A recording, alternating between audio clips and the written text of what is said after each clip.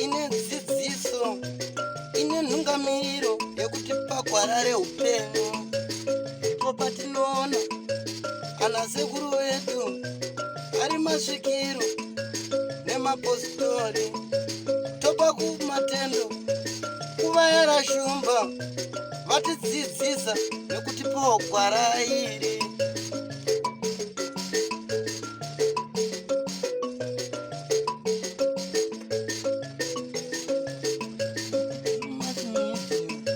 Ndiyo ine dzidziso, ndiyo inotipa isu gwara reupenyu, ndipo patinowana vanasekuru nemapositori vachitipa gwara reupenyu, togopawo matendo kuvayera shumba vakatidzidzisa nezambuko racho. Ndiwo akatipa vabatsiri ava, vatipa vabatsiri tigove nedzidziso.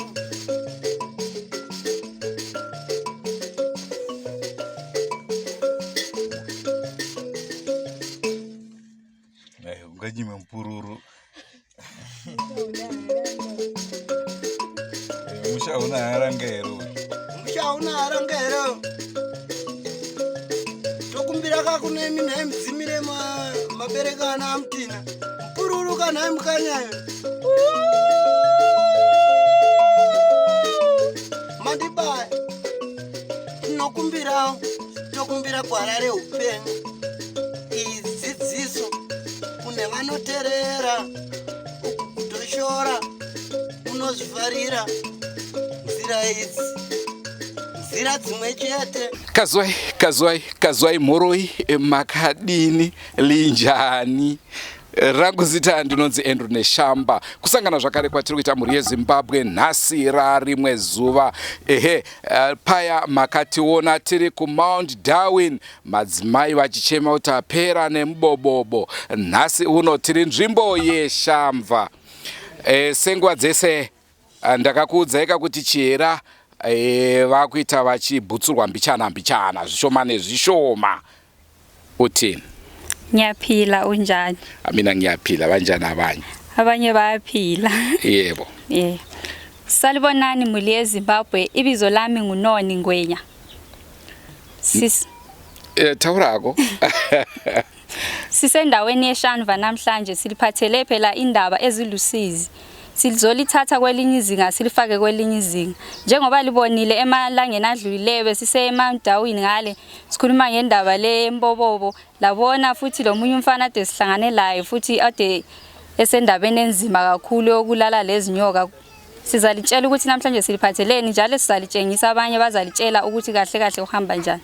Ndo matauro ari kuita Noni kuti paya makationa tine nawe mbobobo, apo makationa tine mukomana uya wokushungurudzwa zvakare nenyoka, mazizi ne skova maziza nenhingirikeni nemuremwa achitoti zvinotoita kunge umbrella zvichifamba zviri pamusoro pake, maskati machina. Vedue nyika yedu iri kubva kupi iri kuenda kupi?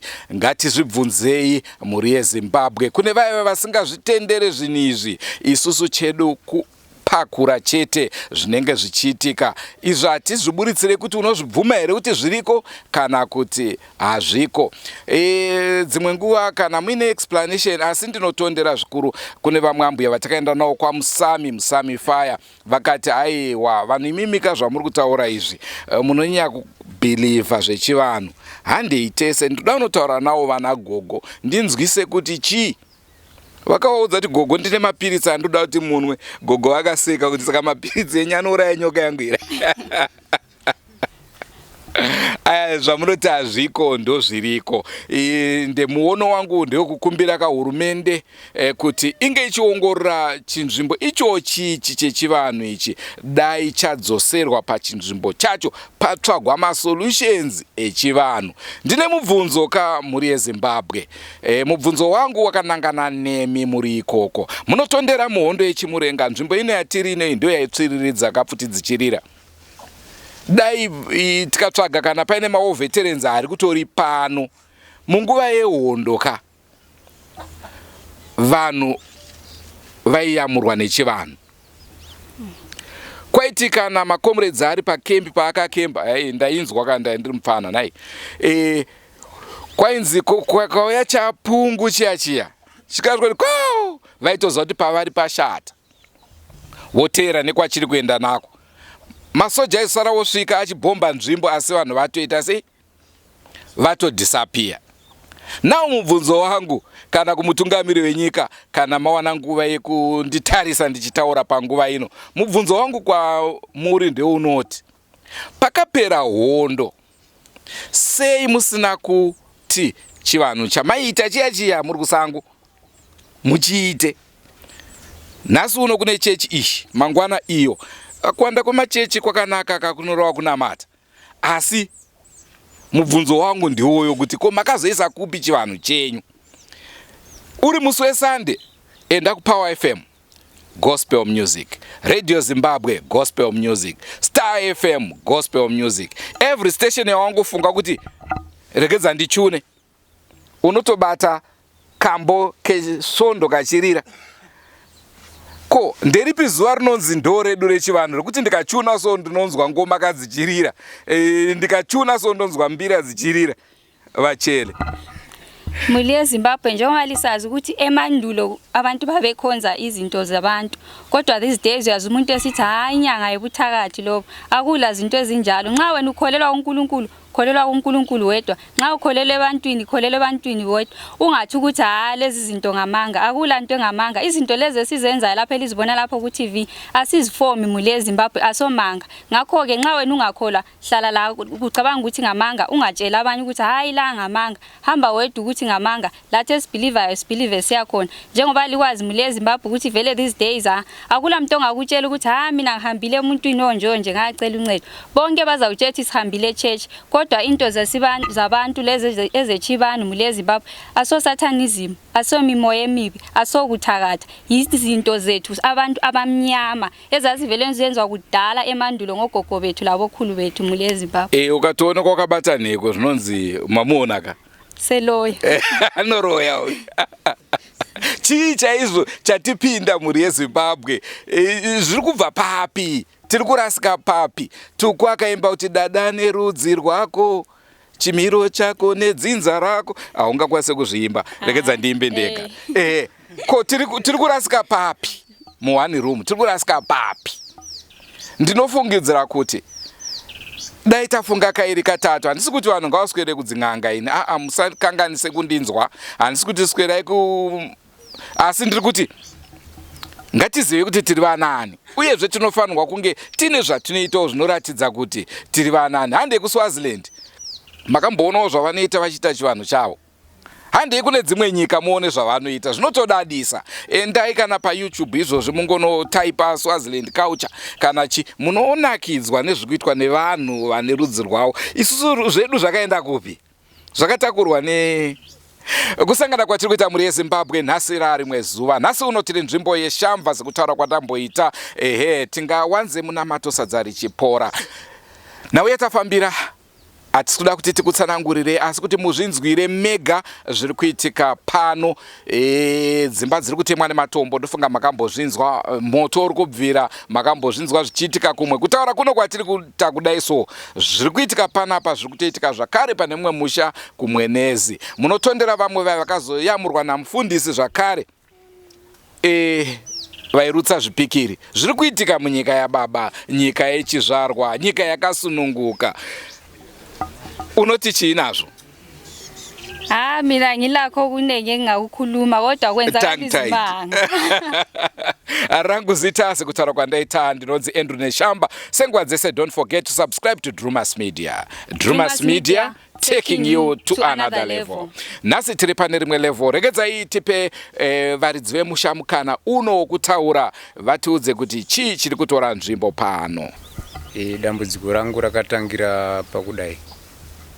Ndakashayiwa chiredhiyo chimwe chandaifamba nacho mandinopinda musango ndichigadzirira vanhu mishini yawo. Chakashayika chiredhiyo paine vana vaifudza mombe pasasa pemunda wangu. Ndabva ndavabvunza.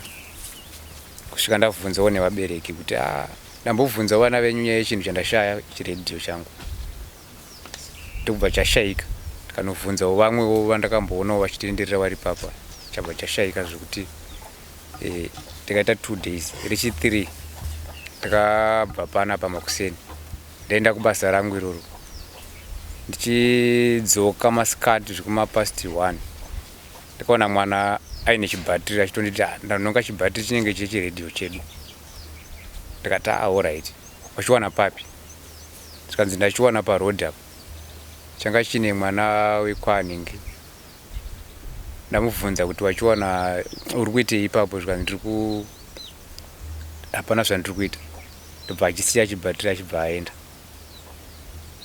saka ndaona handi ipapo tonotarisa kuti hapana zvimwe here ndasvika paipai ndokubva ndapinda mumasora ndobva ndatanga kuwana zvimapisi zvechiredhiyo zvadaro ndobva ndauya nacho kumba kunoku mwana ndobva ndamutuma kuna amai vandakambobvunza vana vavo vaivai kuti vaudze vauye ndivazivise kuti chinhu chandakashaya chandaibvunza vana venyu chienda chiwana kuno handisi kuzivawo kuti ndiani akachiisa apo chakapazika vakauya zvishuwa takataura nyaya ndikati ndachiwana chiri apa asi handisi kuziva kuti ndiani akaita handisi kuti vana venyu zvadaro takamboti titsvage kuti ndiani akaita izvi ndakazosvika pakuti regai tizvisiye zvakadaro kuti tigare pasi kuti ndiri kususpecta vanhu panyaya yechiredhiyo hatina basa nokutinga chimwe ndabva ndachibatanidza chavo chatanga kutoita zvakanaka ndakazochishayiwa futi ndabva ndazochiwana chaane rimwe saidi kwakasiyana nekwandakatanga kuchiwana chiri zvandinetsa futi kuti kochii chiri kuitika ndobva ndachitora futi ndachigadzira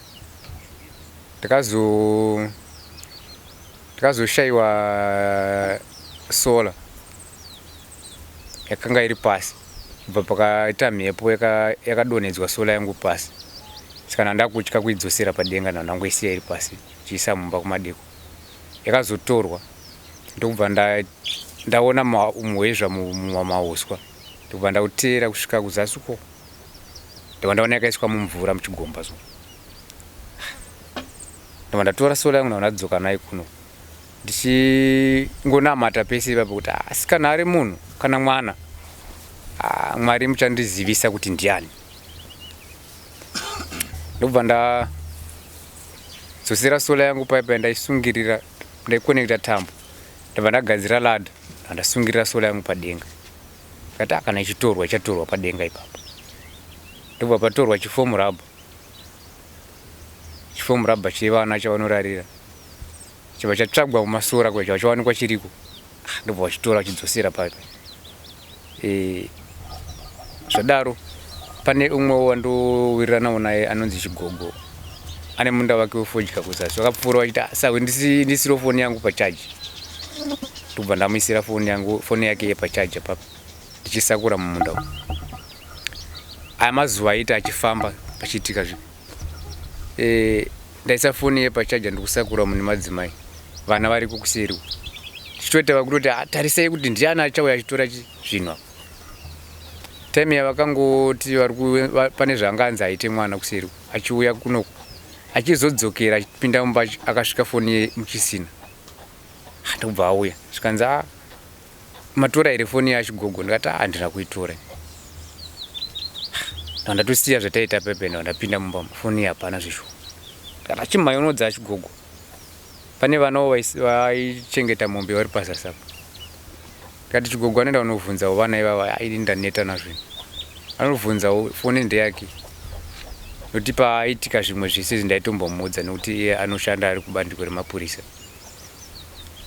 chienda angaenda unobvunza ndobva auya ndakamuudza shamwari ndashaya foni yako mumba saka ndikuziva kuti munhu here kana kuti chii imbonobvunzawo pane vana vari kutamba pamwe misikanzwa yavo achienda ikoko tikasara tichitsvaga mumwe mataimbowana zvimwe meme saka ndine kamwana kangu kadiki kanga kakagara panapa paishayika zvinhu zvizhinji zvese ndiye ainhonga tumasikuru tudiki asi pane maziuswa mahombe akadai akuko ndiye nazvo zvinhu izvozvo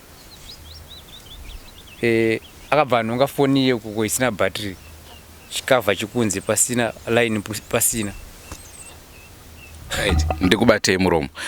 Foni iyi makaisa kwakachena pachaji maskati ndopa yakabva yashaika. Makazozvona kuti yashaika after how long? Ndabva kunotarisa kuti yapapi pa percentage pakuchaja zvanga zvisina kana 30 minutes chibva yashaika. Alright, ndira yenyu mberi. Tabva tatanga kutsvaga paipa achiwana mwana chipisi chefoni tichibatsirana amai vacho ndobva vanhonga line nechikavha kabva kwasara bhatiri ndini ndakazoriwana riripo. Muridzi wefoni haana kuzosvika kune akangosvika achibvunza vana vaive achida kunovhunza kuvabereki vachena kuti ndizvo here kuti vanhu vanyu vatora foni yangu kana kuti tiri kufungidzira zvisirizvo. Haana kuzosvika kune vabereki akabva asangana nemumwe pane vane munda uri papo vakanga varipo vachisofereza munda mavo. Ndobva anzi imimi chitora chienda ine yangu yemunofona pamwe munokwanisa kuiwana. Saka time yaikwidza achiuya papa ndandatowana kare foni yake. Ndobva nditi sawe mira titei kufonera. Ndikati hapana chanombobatika iyo nekufona. Tatoiwana yakatoita mapisi foni yacho. Masimu kadzi anga ari mangani zvikanzi amamune 1. Ndikati asaka zvaita. Ndanda kutotyira foni yako zvimwe zvese zvangu izvi hazvina basa izvi. Mwari vanondipa zvimwe. Zvato ndobva aenda kumba kwake. Achienda chipinda mumba umo ndakauya kuseri kwemunda kwemba kuno kwaipisa musi wacho. Plus nesituation zvanga yakungondiita ipapo kana ndishande kusakura munda mundana neta ndakagara. Mwana ndobva auya futi akanipa window. Zvikanzi ko amplifier ndimaibudisa here mumba. Atako munguva ndichibudisire. Saka chacha separate kwa manje kuti chifesi chacho cheche chatinochuna switch on off cheche cha separate kwa chibodi chacho chasiwa chiri pamusiwo chifesi chacho apachisira. Takasaka zvizvi kuzvida kunyatsoitika pana. Mwana ndobva angoti nguva diki auya nacho akachibata chifesi cheche. Tambo dzedze mukati hapana. Ndakazozviona kuti tambo dzedze dziri apa dzanzi dziri pa window ri apa. Asi chakatorwa chiri mu bedroom chiri mu dining. Ndobva ndati madzimai zviri kuitika panapa. Ndanga ndichinamata pese apa kuti Mwari ndiratidze kana ari mwana ari kutumwa kunodena kana iri miedzo. Ndiratidze ndizive ndigone kutaura kana nemubereki wacho. Apa ndanzwisisa kuti haazi munhu ari kuita izvi. Vakamboita nharo achida kuramba. Ndikati kana imhepo. Kanza kana. Time yandaiti nini inenge mhepo. Mene pavangu ari kuseri kunoku indandiriwo. Ndopakarohwa window iri pa dining. Pane crack iyo nedombo. Dombo racho rabva radonha pasi apa. Iwo nekusandinzwisisa zvandataura pepe ndobva ndati munhu ari kuita izvi ari pano. Asi anenge munhu mukuru chete because dombo rarohwa window ihombe. Ndati alright. Ndobva takuseri kunoku. Asi nini zvandangoti angatibatsira nekutarisa asi nini handisi kuzvinzwisisa kuti munhu. Iyo ndobva wapinda nepakati apa. Watenderera kachikomo kaenda wanapinda apa. Ndapinda ndakamira pazvimatombo ndichida kunyatsoona kuti kuseri kunani. Asi zvaindirambira futi izvo kuti hakuna zvakadaro. Ndobva ndadzoka. Tikati muri kuona zviri kuitika. Tapinda mumba manje. Ndakapinda marasika mvura. Mwana ndoma anga ari mukomana uyu anga ari apapo. Asi ndaona bhaketi ndakatomti mvura yabva kupi zvikanzi bhaketi ndaona richitamba richisheka kudai. Mvura yabva yangobhekwira pasi. Nguva yarakadonha pasi yakabva rimutsa bhaketi reri. Papa ine bheseni rakagarawo pamusoro perimwe bhaketi rari nehupfu. Wakabva waraswa akatarisa. Ndozvaitika. Zvadaro. Ndobva ndati nini madzimai isusu iyi mhepo hatigone kutaura nayo. Noda Mwari. Zvanakira kuti mhinduro yangu yawanika kuti ndaziva kuti chii towana way forward matsvagiro kuti ndingaite sei. Tinoona vatinonamata navo kana kuti vemweya. Mwari vatibatsire tizive kuti chii chiri kuitika. ndobva Matewa munonamata nawo munopinda chechi ipi? Ndinopinda kwaMugodhi. Tinopinda nababa mutandwa vari pano. Ndobva ndati ini ndoda kuenda. Madzimai vachinditi tadi kuenda mangwana kuti musi inenge iri Saturday. Zvikanzi tadi kungozviita mangwana kamwe chete. Saka pakazoti mwana apinda mubedroom awana mushonga wakanga uri muwadropu wandakasiya wesora. Ungozi ndombonya ushanda ungoshanda chana ukadirwa wese pamubhedha. Ndobva yakabata chigubhu chacho so. Zvikanzi ko ndime marasa mushonga here uyu wandaona ukarasikira pamubhedha. Ko ndichiurasira ipapo kuti zvidi. Ndobva ndainotarisa pepe ndikuona asi apa nemushonga chete. Ndakazosvika pabheru wakasa chete kesidhi yemakerosi. Izvi ndikutaura zviri kuti imhepo ndizvo chaizvo. Ndobva ndabuda ndikati handimuri kuzviona isu ngati tiende. Ndipo vakati kana zvamami taura kuti muda kuenda mega muda kutanga mageza toenda takadaro. Mwana. Ndobva tati handi apa kwanga kudoka manya. Tikati handi nevanhu. Ndati tinovasiya pamusoro apo kwaida kunaya zvo. Katoenda nehwani mudiki. Tokubva tambomira tichida kuti bikire mwana. Pakatorwa inverter. Ikabva yakandwa mumvura. Mwana ndobva aitora inverter iyi. Yakaiswa kuseri kwesofa. Ndobva ndaitora ndobva ndaidzosera payakanga iri. Ichidaro yabva yatorwa kubva ipapo ichiiswa mumvura. Mwana ndobva abuda nayo futi zvikanzi inverter yaiswa mumvura. Ndobva ndaisa kumoto umo kumatobikira. Zvadaro ndichibuda imomo yabva yatorwa yanyatsoiswa mumoto chaimo manje. Ndobva ndaibudisa. Patime yatakati tisu takuenda nevana. Mwana wayo zvikanzi handisi kuisiya inverter iyi ndikuenda nayo. Ndatawo handi. Ndobva taenda kumusoro kwakafushira tichisiya vakomana vana vangu tichitakura mudiki. Ndobva taenda kwatakaenda tinobatirwa munamato. Ndobva ndaudzwa zvekuita ndobva ndadzoka panapa. Yaisa munamato weye tichipedza ndikati kurara panapa hazviiti. Titorina tichienda kunorara tichinamata tiri kumasoro. Ndobva tabuda. Taenda kumasoro tichinamata. Mangwana takaenda kwamutandwa kwa vandonamata nawo. Vanga vasati vazviziva kuti ndozviri kuitika musi wacho. Ndasvika kwekwe ndichivazivisa. Vanga vatorara ndofunga kwakatoka kuma 11. Ndobva tauya tese kuno mvura yakanaya taikoko ndovanambomira. Kusvika mvura yadzikira ndobva tauya kuno tikasvika ndonga panapa kumapasti 3 AM. Ndobva tatanga kunamata tiri mumba imomo. Kusvika kwaedza. Tichita minamato yedu tirimo. Hapana kana chakaitika usiku hwese kusvika kwaedza. Takutoti takuparadzana tichivati vachitungamirai kumba. Nokuti kwatinotipindira chechi kusaidhi rekumba kwavo. Kati michitungamira isi takasara togadzira toterawo. Takagara paipai tichigadzira kuti ivo vachitakadya ivo tungamira. Amai mutandwa wangu akagara pasofa rakafesa pawindow rekudining front. Amutandwa wari kuseri uku wari panze. Pari pakangofanana futi kuti mumwe mukati mumwe kunze. Amutandwa wakangonzwa dombo. Vachibva wariona rakudonha pasi richibva noruva window rekufront. Vandarara zvakanaka nguva yese.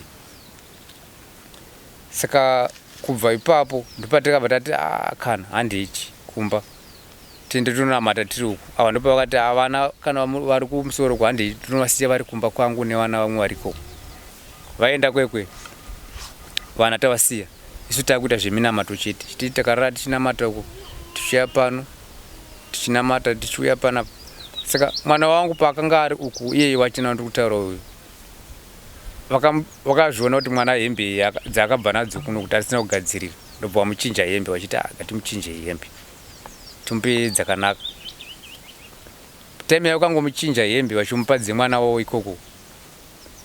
Yakangotanga ngobvaruka chibva mapisi achingoiona hembe mapisi apasi. Achingotaura kuti amai mutandwa hembe yangu iri kubvaruka. Kanza apfeka ibvarunga ise ibvarurwa ina basa. Yapera hembe wamupa imwe. Zvingoramba zvichingodaro.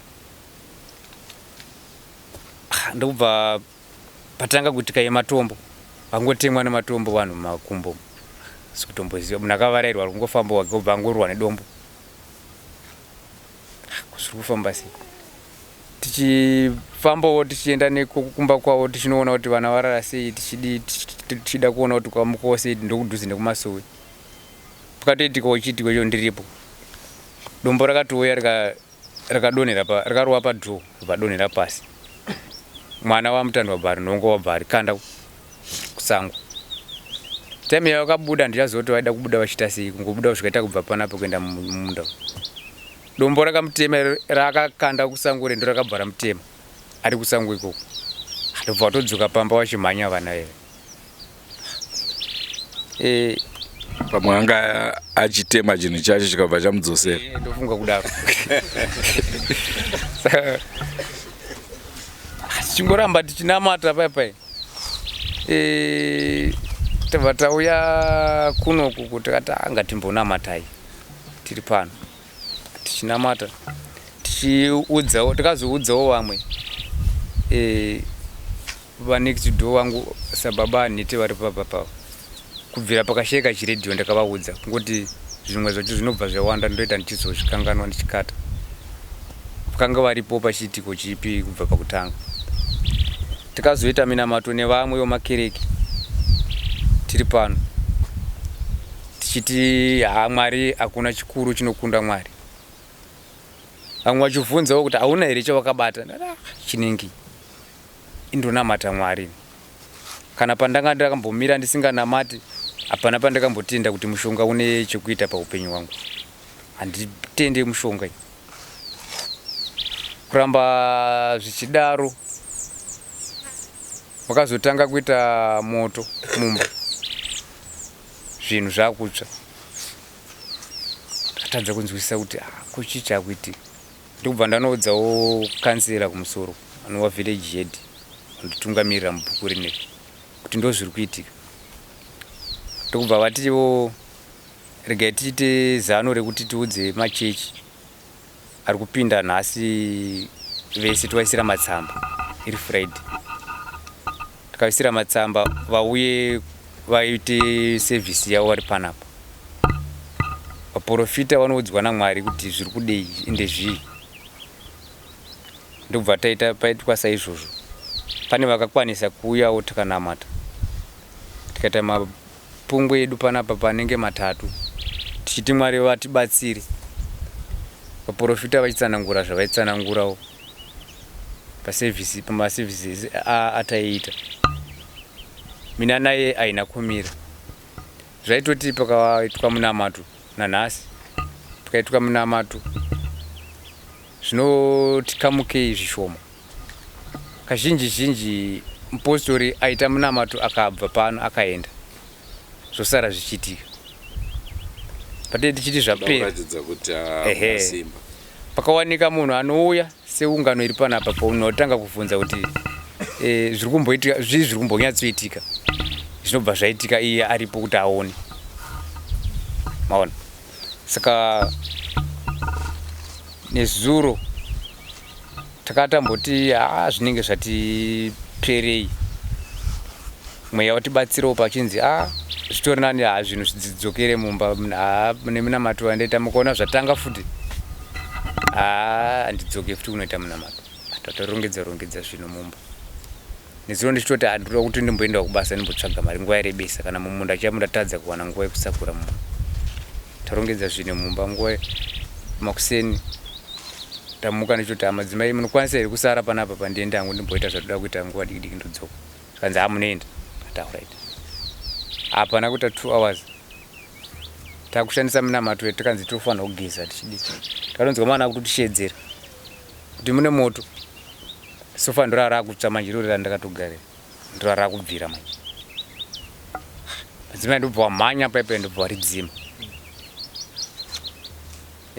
indichiuyawo ndangobva kwandandiri ndichingoona kuti moto wadzimwa ndobva ndangovhura madhoo ese tikati ngatabudise panze tabudisa panze ese chipedza kubudisa masofa ndiri panze apo ndaitonzwa saundi yemoto chaiche uri kuspeya kwandoisa chibage kama mune zvima empty bags zvazvirimo zvandakabvisa pandakambobudisa chibage chacho muchita moto iwoyo ndoanga akubvira matsaga iwayo ndadzima futi moto iwe varatanga kutobudisa futi chibage cheche chisapanzi tiri nemadzimai angu tadaro tikata pamafambira kuita zvinhu kwezvo changu chauda kutopiswa imba iyi ngatitoita kuti zvinhu zvese zvibva zvabuda panzi pakasvikawo mwana mai vaviri so ndovakazotibatsira kuti tibudise zvimwe zvacho kuti zvive panzi panapa ndokubva rati nini kuti ndirambe ndiri panapa pandega tichiramba tichiti isusu taita munamato wadi vapostori vari kutaura kuti pari kuda kuti pawanike vane masimba ekuti pabatwe zvinhu padi kuti ndokuti dare riperi. Isu tiri kuona kuti pane zvinhu zviri kuuya zvichita maitiro aya asi isusu hatina simba rekuzvibata, hatina simba rekuti zvidzokere kana kuti zvidi. Netsanangudzo dzimwe dziri kutaurwa nemweya dzinoita kuti tifambire tichienda kumberi dzakandipawo kuti ndiite shungu dzekutsvaga kuti ndingabatsirike sei kusvika ndawana nhamba dzenyu kuti titaure nemi tichikutsvaga rubatsiro kuti ndikunde hondo yakamira pamba pangu. Nekumhuri kwaMutandwa kunonzi tipotiwo yakangofambawo kubva payanga iri yakandogadzikwa pamusuwo. Handizive kuti tingabatsirikane sei naMwari. Ende mweya unotaurawo kuti kune vari kuuya vachita vasi vari kubatsira zviri kubva zvada kunoteera kwavari. Saka ini ndiri kutenda kuti hakuna Satani anotonga panyika pano anokunda Mwari. Ndiwo akatisika. Mwari ndiwo wakapa zvipo zvakasiyana kuvanhu. Mwari ndiwo anotibatsira. Naizvozvo nzira dzese dzinoita kuti ini ndibatsirike ndiri kudzikumbira kwamuri kune vamunoziva vanotibatsira padambudziko rakadai. Tisararame upenyu hwejeri rinokunda jeri because vari kujerika vari kutoziva mhosva dzaona kuti dzakatongwa kare vabva vavharirwa vachiziva mitongo yavo. Asi randiri kupikiswa panapa harina kana kutongwa, handisi kuziva kana mhosva yacho. Saka inyaya inotorwadza zvokuti handisi kuziva kuti chii. Handina mushonga kana vandakambobata mumabasa mandaiti ndiri kushandawo tichishanda takawanda.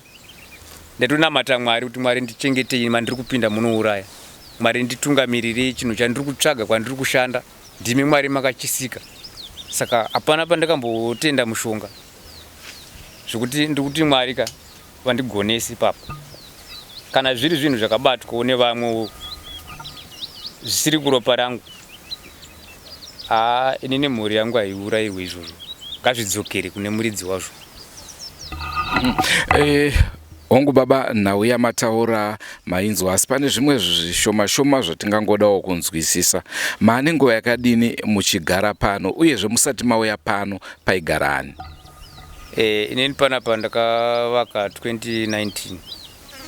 Ndakasvika panapa pasina munhu. Iri vacant plot inei. Asi zvayakanga iri vacant yanga yakashiyiwa nenhamba 3 na 5 vakanga vakaishiya since yakanga isina munhu. Saka ndakauya panapa pa 2019 pasina munhu. Ndakatotema miti pese apa nekuseri kwese kwakuene minzwa kuchitotyisa. Ndakatogadzira kusvika zvapari nhasi kudai. Handisi kuti nhingi ndiye akakonzeresa, asi ndakachida kungonzwisa hangu kuti pakugara kwenyu muchiuya panapa hapana vamakamboita mutauro nawo nenhau yenzvimbo inei? Pakamboita mutauro nemumwe chete pavanhu vavakidzani vangu. Imimi muchivakira panapa zvakare hamuna kumboona chinhu zvakaita semakuva kana kuti chii zvaizviri pano kare musati matanga kugara? Kwete, hapana kana chandakamboona chinenge guva. Vabereki venyu vapenyu here? Hongu. Vari kupi? Mai vapenyu, baba ndo vakashaika. Vakashaika zvarini? Ndakanga ndichitori mudiki chaivo. Vabereki venyu vanoendawo kuchechi yamunoenda? Hongu. Vanoenda kwamugodhiko. Zvekuti amai vatori munzira kuuya izvezvi munzira tori kuuya kuno. kufambira nyaya iyoyo kubva kumaundarweni. Okay. Nekuti munoona chimwe chinozoita kuti tibvunze mibvunzo yakadaro kana imimi muchiti hamunambogara makabata mushonga. Tinenge toda kuedza kutsvaga paruzivo rwenyama kuti chingave chii chinenge chichikonzera zvinhu zvakadaro. Asi chandingade kukuzivisai ndechekuti kunzvimbo yeMusami kwakaitika chiitiko chakadai zvakare, asi vaitenda kuti vakambenge vabatiswa mushonga vasingazive. Nzvimbo yematepa-tepa zvakare kune chiitiko chakaitika chakadai, pakagowanikwa vamwe vainzi vakabata mishonga. KwaMusami zvakare pane mumwe musha waingobvira moto saizvozvo, ende nhau dzacho dzaingodzokera panhau yemishonga. Saka kana zvichinzi mushonga hazvireve dzimwe nguva kuti imi makaenda kun'anga, asi dzimwe nguva munogona kunge muine mumwe munhu akangokuti unoziva here kuti izvi zvinoita kuti basa rako riita sei rifambe. Zvinhu zvakadaro zvinogona kuitika mukurarama. Ende semaziro atinoita isusu ndeyekuti kare vakuru vari pano vazhinji mukavabvunza vaive nezvavaiita kuti kutsigisa misha yavo, asi zvisingarevi kuti munhu unenge uchiroya. Saka ndozvatakaida kunzwa kuti hamunambosanganawo here nezvinhu zvakadaro. Kwete, kubva ndichirarama ndichitanga kushanda kuti ndakuzvitsvagira mari yangu, hapana pandakamboti ndibate mushonga. Asi kubasa kwandaisenza kwaishandiswa minamato, kuchitonzi kana kuine anotenda postori chero anongotaura nezvaMwari, minamato tuya tinotendera pabasa. Basa reiroro remining maiita zvegoridhe. Yes. Ndekupiko muno munekere nemusanye mavillages ndakasiyana, ivillage 2 ine 1. vadzimai havana kwavakamboendawo zvakare kana kuti vakaendawo vakasakuudzai kuti ndambotsvagawo rubatsiro kwakati? Kusaziva ivo havana chavakambotitsanangudzira panyaya idzodzo. Ivo vaendawo kukereke, dzimwe nguva ini ndaitoendawo minamato yekushandirwa, ivo vachitoenda kuchechi ndisinganamati. Sematauro amaita ndoziva kuti vanobatsira vari kuona vane pfungwa dzavo vanobatsira nhai. Mataura imimi kuti hamunambogara makaenda kune vemishonga, zvichireva kuti vanobatsira kana paine wechivanhu anoda kukubatsirai munomutendera here kuya kuzokubatsirai kana kuti muri kuda vanoita zvechinamato chete? Chandingataure panguva ino ndechekuti ini chandiri kuda kubatsirwa padambudziko iri kuti ripere. Kupera kwedambudziko kusazova nechimwe chinozomuka futi nenyaya yekuti pazoshandisirwa chivanhu. Chinozouya chichifamba nenzira inenge iyi kuti ini ndinotenda kuchipostori, asi kana pachiitwa chivanhu chisazova chivanhu chinomuka futi. Kana zvichiuya zvine nzira iyoyo kuti hachiite chivanhu chinondimukira mangwana, kana kuti ndizoti vana vangu vanokura ndozotemwa nematemo nevana vangu, indinoda kuti vana vacho vararame. Saka ndiri kutenda kuti ndiwane vanondibatsira nechivanhu nechipostori, asi iri nzira inoita kuti zvipere zvisingazomuka. Ndonhau iri kutaurika pano muri yeZimbabwe. Mavanzwa baba vachema kuti aiwaka inini ndiri kupikiswa jeri ndiri pamba pangu. Ndipo matavira akamboimba izvozvo, hadzi ndiri kupika jeri ndiri pamba pangu. Tingataura hedu tichiseka, asi chokwadi ndechekuti mhuri iri kutambudzika, vanoda rubatsiro. Noni vachele Muli yeZimbabwe silapha sikhuluma lo baba uthi yena eqaleni waqala waswela iradio yakhe, wayidinga wathola ngumntana wakhe omncane, waphinda futhi okwesithuthe seyitholile iradio yakhe, yatshontshwa futhi wayidinga futhi yathola ngumntana wakhe omncane. Okwesi-3 wabuya lapha endlini wathola isola ingekho. Isola yayihlala phezu kwendlu yabe isisiwa wathi mana eyifake phandle. Wathi sesiyithatha phandle eyifake endlini futhi wathola isola ingekho. Wabe selandela amasondo ukuthi umuntu oyithethe engabe ehambe ngaphi. Wathola isola leyo isisemanzini phambili kwalapha ahlala khona. Okwesi-3 njalo bathi behlezi lemuli yakhe bazwa ilitshe lidlula lisithi vu. Ilitshe leli lachaya ewindini but abazange babakwazi ukuthi imbani ojika ilitshe. Kwenye imini abantwana bathi bedlala futhi wabona ilitshe babuya ekhaya lapha begijima. Umntwana walidobha ilitshe leliyana walijikijela laphenduka futhi bheki lamjikijela umntwana ilitshe leliyana. Okwesi-4 bathi mana bethandaza bethatha abantwana bebachiya kwenye imuli abathandaza layo. Bafika umntwana bamtshintsha izigqoko. Bathi bemtshintsha izigqoko sebemnikeza omunye zaqasa ukuvaruka ukudabuka. Zaphela zaba ngamaphisi futhi bamnike enye futhi kwayenzakala njalo. Okunye futhi okwayenzakalayo bathi behlakula emasimini omunye umama wacelisa ukuthi echargise ifoni yakhe. Umntana wakhe wathi eyilinde. Umntana wakhe wathi ebhode kuthiwa eyenze okunye wathola ifoni ingasekho. Babe sebesiyayidobha futhi njalo ifoni isingasela isingama-pieces. Kwaphinda futhi kwayenzakala njalo ku-amplifier futhi sebedobha sokungama-piece. Okunye okwayenzakalayo muli eZimbabwe isofa hlezikile ozabe hlezikile ekhuluma latsha babona ngomlilo but abakwazi ukuthi umlilo wavela ngaphi. Muli eZimbabwe kunzima. Impilo singayifanisa losuku emini kukhanya ntambama kumnyama. Kungathi makwenzakale ukuthi akulanto enjalo ngoba wena awubonanga ilitshe la ngikhona ukuthi livelele ngaphi. Kodwa kunzima ubaba udinga uncedo. Kunzima.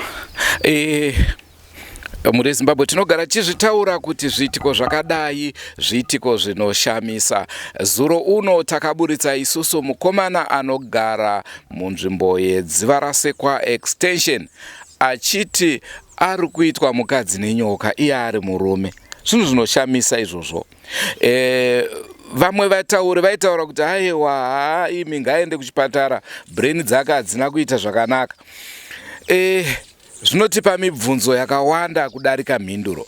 Munotondera zvakare tichikupai nhau yevakatorwa nenjuzu 46 years, mumwe 40 years, mumwe 11 years. Vanhu vatatu vakatorwa munguva dzakasiyana.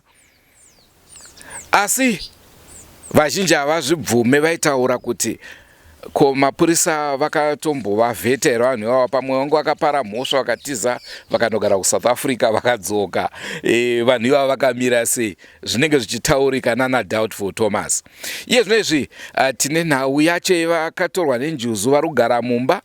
Ndofunga mifananidzo makaiona. Magariro unoona vakaita nhasi ndiwo unoona vakaita mangwana, ndiwo unoona vakaita kuswera mangwana. Next week havachinje kana kuti munhu ungati munhu ari kuzvikwenyawo. Kwete, munhu anenge akangogara akadaro. Hapana tavaona vachidya asi vanoisirwa rice nemawine zvoiswa imba imomo mangwana zvinofuma zvisimo. Vanhu ava vaende kutoilet. Nhasi uno ukapinda mumba mavo hamutombonhuhwi tsvina. Zvichireva kuti tiri kutaura nhau yemweya. Iye zvinezvi muri kunzwa kuti mukomana akakanda dombo. Dombo iroro rikadzoserwa kwaari. Zvichireva kuti ndopaya pandombotaura kuti isusu venyama patinofamba apa tinenge tichipesana nevamwe vanhu vatisiri kuona. Munguva dzese dzatinofamba isusu nevanhu vatinenge tichiona pane vatisiri kuona. Kozoita zvakare nhau iya yekuti isusu patinogara pese pane vanotichengetedza. Ndozviziva kana ndakutaura nhau dzakadai so vanhu vazhinji vanoti atanga mukomana wembanje. Ndozviziva, taura henyu kuti ndoita zvembanje asi ndochokwadi chinenge chichiitika muri yeZimbabwe. Nhasi uno tiri munzvimbo yeShamva, nzvimbo yatingati iri pasi paishe Bushu. Ndo nzvimbo yatiri yeShamva. Ndichinyasonzwisa kuti nzvimbo yatiri inonzi chii. Ndo chiitiko chiri kuitika muri yeZimbabwe. Iye zvinezvi regedzai titaure nevairi vatatu tinyasoedza kutsvagurudza kuti chii chiri kutora nzvimbo.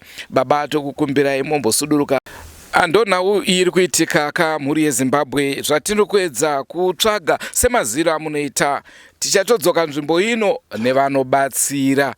Makazviona kwaMusami paya takaendana nasekuru vaiti vakamisa moto kumatepa asi zvepaMusami zvakavakandisa mapfumo pasi vakazvikonewa. Tikagoendana namadzibaba ndofunga munovatondera vakaitawo nepavanogona vakakanda futi mapfumo pasi. Tikagozoenda kwakaenda vanhu vakawanda. Nanhasi uno vanhu vanondibvunza kuti ndiani akapedza moto iwo uya. Inini mhinduro yangu ndeyekuti handizivi, nekuti kazhinji kacho mumwe munhu akabatsira zvinotora nguva zvaaita zvisati zvatanga kushanda.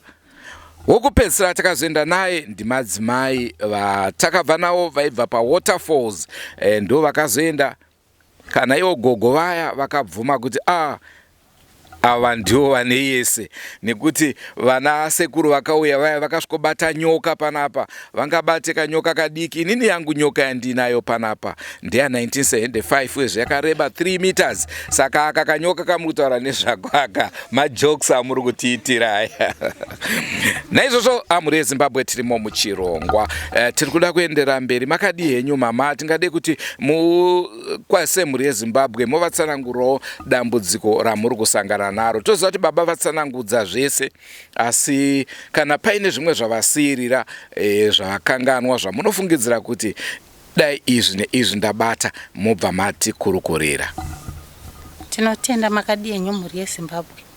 Zvese zvataurwa nababa ndo mamiriro azvikangoita, kana nanhasi ndo mamiriro azvakaita. Saka apana chandinowedzera, apa chandotapudza. Zvezuva ranhasi izvezvi ndabva unononga mwana arowa nedombo. Saka ndoda kuti mhuri yeZimbabwe indibatsirewo nepainokwanisa, nokuti ezvinozvi ndakukomplita svondo rechi2 ndingori padambudziko rokuti ndinoshaya kuti vana vachivaviga kopi. Ndakawana kwandinonoisa vana, dambudziko rinenge richiteera vana vari kunzvimbo kwavanenge vari ikoko. Haana kukuvara here mwana atemwa? Pari zvino zvaana hake kukuvara, asi varuradza kuti ane marwadzo aanawo. Dombo iri ndatoshedzwa nemwana kuti uyamone mama, pane kadhina kadona zvamai manje. Bva ndaenda bva ndamiro ipapo. Teme ndati ndikerimusiya akarara ndiende kune vamwe. Dombo iroro ratomutema. Robva rasumuka bva rinorovera mumadziro, bva radambuka into pieces. Saka ndiri kuchemawo kumhuri yeZimbabwe kuti pari zvino mutoro wandikatakura uri kundiremera, nhumbi dzinogona kutongopera. Accommodation yachinogona kutongondinetsa, nokuti mamiriro azvikaita handisikana kutogara umba, hatisikana kutomborera umba kubva musi weSaturday last week. Saka ndoda kuti mhuri yeZimbabwe ndibatsirewo padambudziko randinaro. Ko vari kukubatsirai vechinamato vari kuti chii chiri kunetsa? Vari kundibatsira vechinamato vari kuti pane vatorwawo vari kukurwisai. Saka ndoda kuti vawanewo vanovabatsira, vanovakutawo kuti dambudziko iri ndizvo here, ndofamba ndichinanga kupi ndoita sei. Vatorwa vemunharaunda kana kuti vekure? Pazviri zvino munhu wacho ari kunominitwa asi wemunharaunda. Tine chinhambwe tichigara naye. Imimi vabereki venyu vapenyu? Vabereki vangu vese varipo vapenyu. Vanogarepi? Vabereki vangu pari zvino vari kuChiwesha.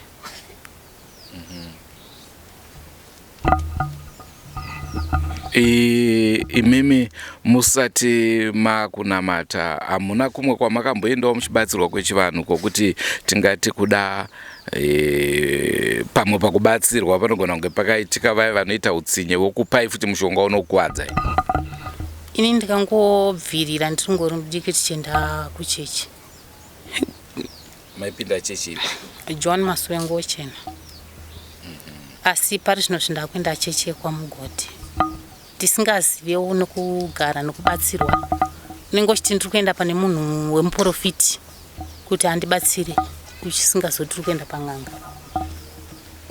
Saka ndoda kuti kana pane anondibatsira, kana zvikanzi pane chivanhu chakaitika chinenge chakaitika nchitenda ndichiti chipostori. muri kuzvinzwa muri Zimbabwe ndozviri kutaurwa. Hanzi izvoni dzimwe nguva paunobatsirwa paya unogona kufunga kuti uri kubatsirwa namadzibaba. Zvabva zvandifungisa atezvara wangu mhofu kuchitungwisa vaitaura kuti aiwa inini ukauya kuchivanhu uchida kusvitswa mudzimu ndinokusvitsa, kana wakuda zvekuti tikunamatire tinokunamatira. Vachele Liyazizwela lani muli eZimbabwe. Umama akathesi uthi efika lapha ehlala lapha esitshela uvela dobha umntwana osechaye yilitshe. Kunzima muli eZimbabwe, umama badinga uncedo. Ichokwadi vanoda rubatsiro. Chiri kunetsa kuziva ndechekuti chii chaizvo chiri kutora nzvimbo. Munhu ari kutema mahwindo ari kupi? Munhu ari kupisa zvinhu ari kupi? Ndofunga nhau yakadai so tine nhau 1 matepa-tepa, 2 musami kune 2 dzakadaro dzobva dzaita 3. Asi patakatsvaga nhau idzodzo dzandataura idzo, vese vairatidza kuti n'anga yavo yenge iri saidi iroro remusami. Now ava ndevechinamato havana kumbogara vaita izvozvo zven'anga. Saka muri Zimbabwe ndo nhau iripo vari kuda kubatsirwa. Ndozvinonongo usati wauya, asi vataurire nzvimbo dzatakaenda tichimboedza kutsvaga nhau dzakangoita saidzodzi. Muli eZimbabwe sesihambe indawo eziningi ezitshiyeneyo zile ndaba ezihambelana lezenezi, njengoba siwazi sonke ukuthi kule mimoya. So kule ndawo eziningi, le indawo yesi4 esibuye kiyo okuphomba kuba khona lo mlilo, singazi ukuthi umlilo uvela ngaphi, izinto zabantu ezithunyiweyo kumbe njani. Soko ndozama nezvamuroda kutaura. Taura yenyu neshona kana Ndebele. Inini ndichida kuvunza mama pavati zvoni zvanzi munhu ari kunyanyobatwa, pane munhu ari kunyanyobatwa kwamuri kufamba, mune kunetsana kwamakamboita naye here? Munhu wacho munomuziva here? Kunetsana naye andina.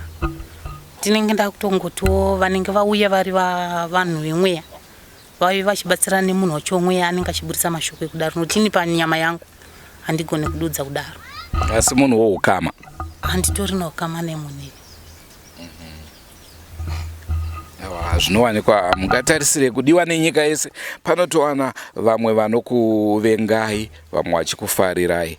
Tinotenda zvikuru mama nemashoko enyu amatipa. Kuendera mberi kwatakuita nechirongwa chedu muri yeZimbabwe, kuri kuita nguva dzichifamba kwatogara kure, migwagwa yacho yakashata. Ndofunga kana muri kutoona pamufananidzo izvozvi migwagwa yacho yatiri kufamba, migwagwa iya ine nharo. Ndichatoedza kufonera MP ndivabvunze kuti nhai makanganwa here kuti kune vanhu venyu vanogara kunzvimbo iyo. Ndanzwa zvakare kuti MP vambenge vari kunoko. Ndinovimba ndo nhau dzimwe dzavanofanira kunge vachigadzirisa kuti nzvimbo yavanotonga inge ichitongeka, nekuti kana usingakwanisi kusvika kuno vanogara vanhu vako zvinoreva kuti nzvimbo iyoyo hauchakwanise kunge uchitonga mune zvakanaka. Naizvozvo muri yeZimbabwe pari zvino tauda kuti timbonzwa kuvavakidzani. Uyezve tisati tapinda kuvavakidzani toda kunzwa vakuru vesvondo inopindwa nevanhu vari pano, timbonzwawo mashoko avo tozoenda kuruzhinji. Sekutaura kwataita muri yeZimbabwe kuti takuda kuti timbonzwa kuvakuru vesvondo inopindwa nevagari vepano, varidzi vemusha.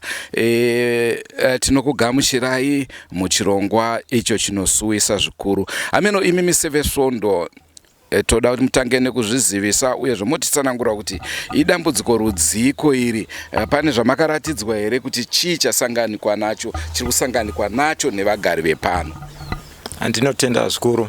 Nini ndinonzi Taimwa Mutandwa, ndiri mufundiswa mugodhi. Ndinonamata nemurume womusha uno. Dambudziko iri randirwadza zvikuru zvokuti ndatoone nguva ndisingagari kumba, tinoda kuti tibatsirane. Handina kuziva kuti dambudziko iri kubva kupi. Saka shwiro yangu yange iri kuti vanhu vabatsirwe. Baba rakatanga dambudziko iri ndakambotorawo mhuri kuti vana vepano vadiki vacho ndakambogara kumba kwangu. Dambudziko iro rakatera. Ini chaiye ndakarohwa nematumbu 2 padambudziko irori. Mwana iye ndakagara naye achibvarirwa hembe. Adzimai vangu vakarohwa nematumbu 2. so ndachikumbira kuti dai paona vanobatsira isu hatisizo vari kubva dambudziko nokuti musi wandayakotora panapa wacho bhaibheri rangu randoshandisa rakabvarurwa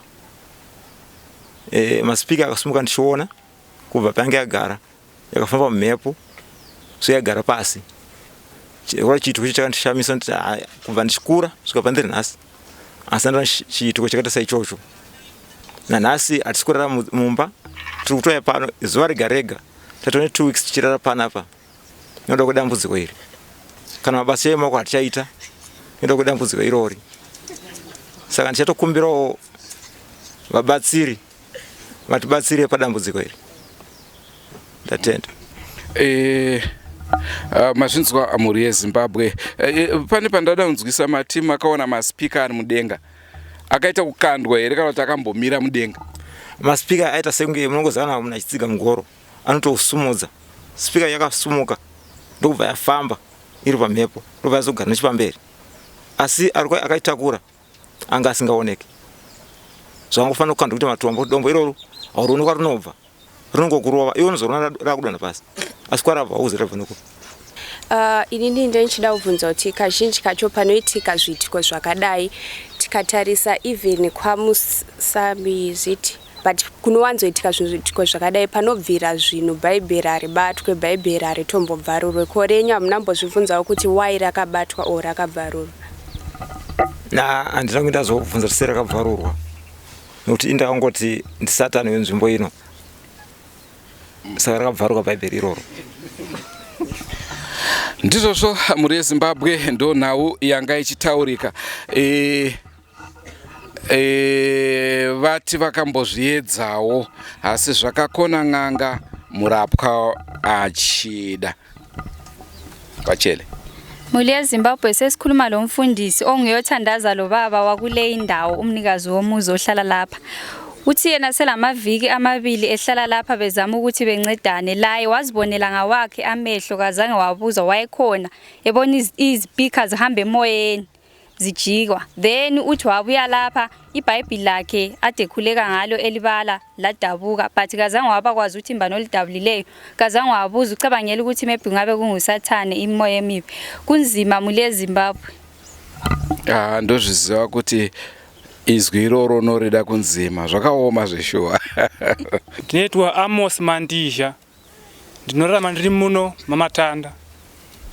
Dambudziko riri pano rakakura vanhu vaMwari vashungurudzika zvakanyanya baba namai nomhuri dzose dziri pano pachisimuka moto dzimba dzichipwanywa vanhu vachingorova vasinganzwisise mafuta achingoraswa takaita mufunga mazuva mairi matatu chirara zvakare pano sevapostori tichiedza kuda kuti pamwe zvingatonhodzwe murandarume panapa agonokurama zvakanaka zvino tikutoona kuti tikabva panapa tozosara tonza zvakare paitika zvakati istabva kunorara pano sevapostori pakashedza vapostori vakawana mashi akasiyana siyana tikarara zvakati tiri panapa 2 days tiri pano tichiedza kuti pamwe zvingatonhore tikuona murume zvakare akuramba ishungurudzwa zvakanyanya saka tinokumbira kuti pamwe zvokuuya kwaitawo vaenza tinova panapa vachagona kutibatsirawo kuti tiwane vandibatsira kuti zvinhu zvitonhore. Makadizvenyi mhuri yeZimbabwe indoitwa Shepherd Chigogo ndinogara muno mamatanda Musanyi village 1 so chiitiko chikuitika panapa pamurandarume ari panapa uyu pane mazuva zvichiitika foni yakachataura nezvaine ndini muridzi waine foni yacho ndakamupa mukomana uyu hazvina mbotorana kaizvo 2 hours vandatirwa nomwana kuti foni taishaya semunhu akamboripota nyaya ichifungidzirwa kuti vana vari kuita saizvozvo saka ndakamhanya ifungidzira kuti vapana vaya ndivavo takatendera shoma ndaona apana cho vaifungidzwa vari muarea yemudhuze umu ndakamubvunzisa mufana wewe akataura kuti ashwa handina akatanga kutochema kuti ano ini hanatora chifoni saka ndakazoyamura nomurume angari apa akatitora foni yangu utsvage kuti foni yako iri papi sezvo foni yangu yagwaduwa yarasana bhatiri kwaro iri ingasabatike pafoni papa ndobva azondipa foni yangu apa achiti ndaiwana apa saka ndiri kutiwo mhuri yeZimbabwe kana kuru vane vari kuziva kuno vana masimba ekukwanisa kuti zvinhu zvisaitike pane zvinhu izvi mukasapari zvinhu mudzive siri panze mhuri dzake dziri panze zvinhu kana mvura yakatoyasa nhasi zvinongonaiwa kuti tidzokere mumba futi zvirongotsva mwari tachirapa pabhathurumu rake rakatotsva nezuro sofa rakatsva nezuro iri saka vanhu vazhinji muno watutotikawaita mabasa kutodzoka kutoratidza mubi yako kuti zvinhu zvacho hazvina kumira zvakanaka saka tiri kuti isiso vari kukwanisa nekuziva kuona rubatsiro kana kubatsira mukomana zvinhu zvifamba zvakanaka ndoti ndatenda. Pamusoroi ini ndetikuoma ikafushira muvhireji 1 wematanda zvishodotsigirwa pachiitiko chikuitika. Ini ndiri mumwe wacho wana wakabvarirwa hembe, mumwe wana akabvarirwa, mumwe akapisirwa, mafuta ari kungotaiwa. Ndane 3 days nchirara pano.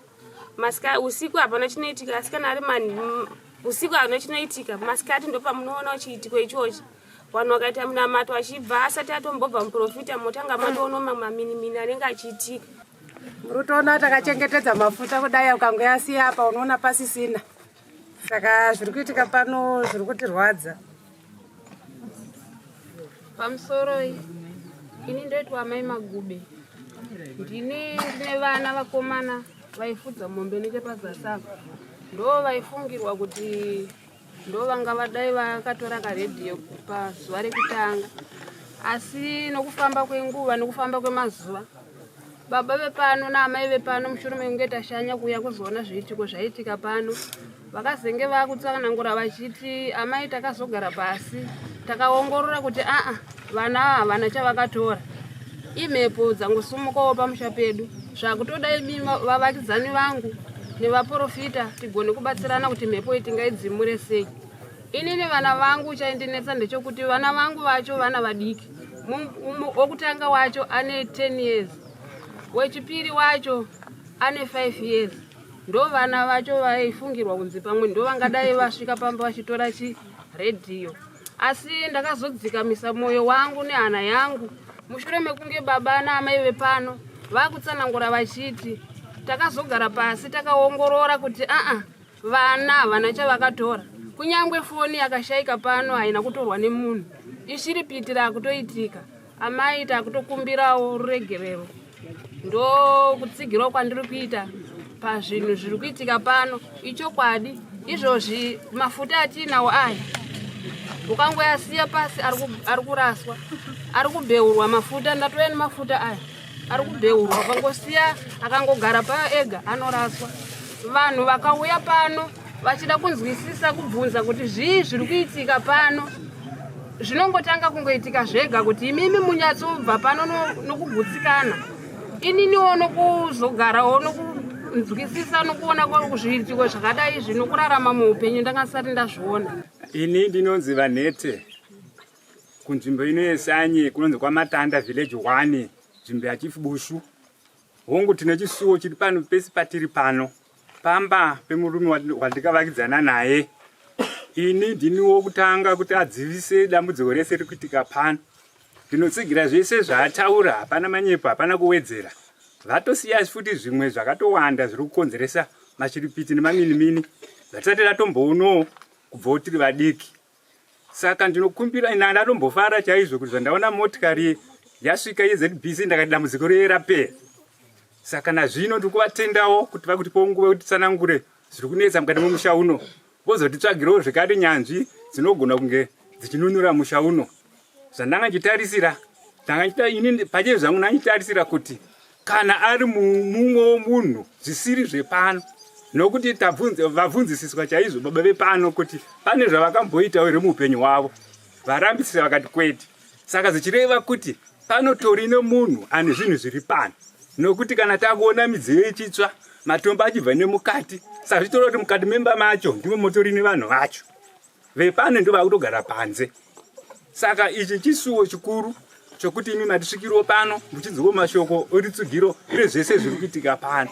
Saka ndinoshuwirawo kuti kubva kwamuchaita pano muchaedzawo kutsvagawo nyanzvi dzinogona kununura dambudziko irori, tigarewo zvakanaka, nokuti zvakabvawo pano seni ndiri muvakidzaniwo pamwe zvinogona kuzondibatawo ndiri padhuze naipapo, nokuti kubhuruka kwechino inoendawo nekwainenge yaenda nako. Ini ndinogara kumadokero, saka inogona kuzobhuruka panapa yakanaka ndikumadokero ikoko.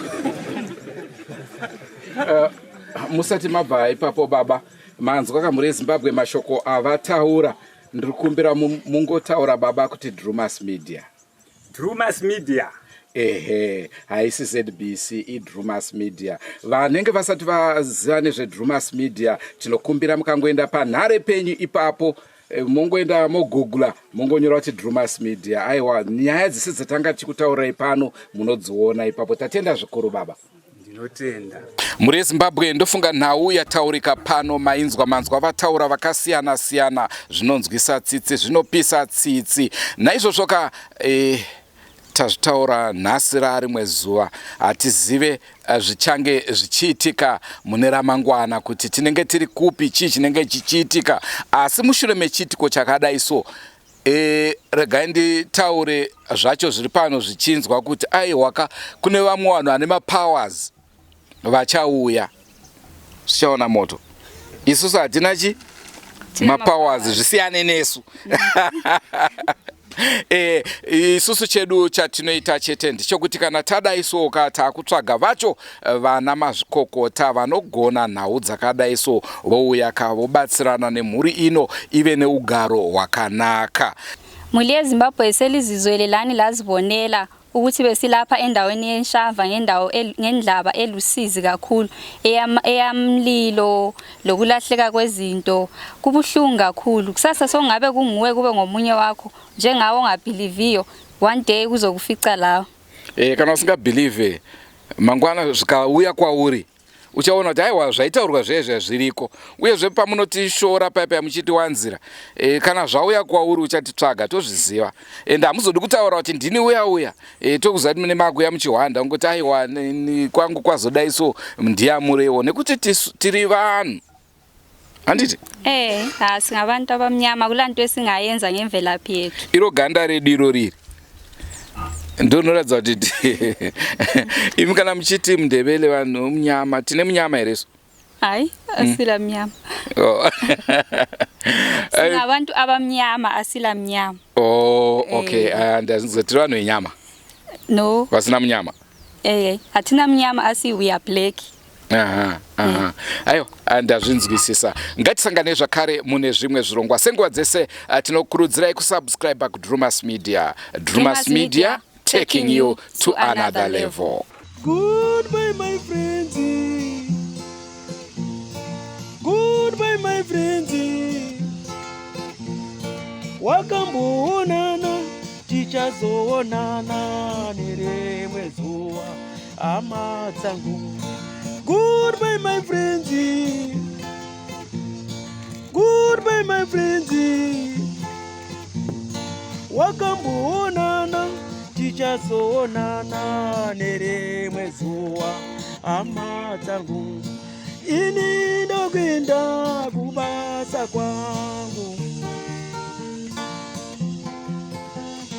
iwe makiwe mkaranga.